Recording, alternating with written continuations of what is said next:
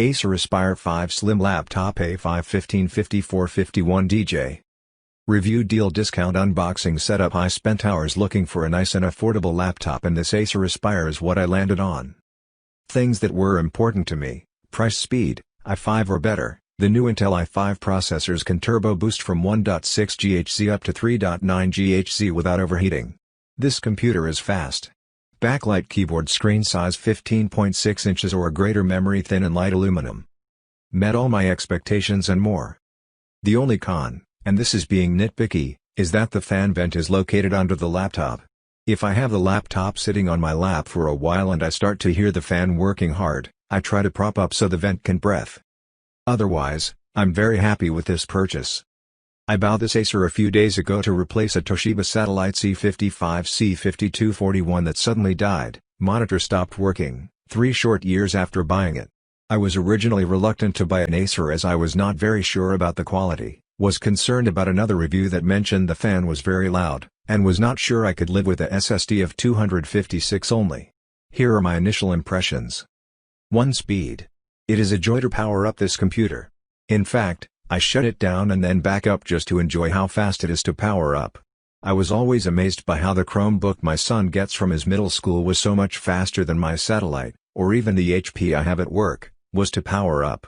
I guess it all pretty much boiled down to the SSD versus the HDD hard drive. If you are debating whether it makes a difference, I can guarantee you it makes a world of difference. This computer is up and running in seconds. I used to dread doing anything in my 3-year-old Satellite. No more. It is also very fast to write to the SSD if you are downloading large files. Fast. 2. Storage. I have a ton of pictures and videos and they won't all fit in this 256 GB SSD, but is it very easy to solve that?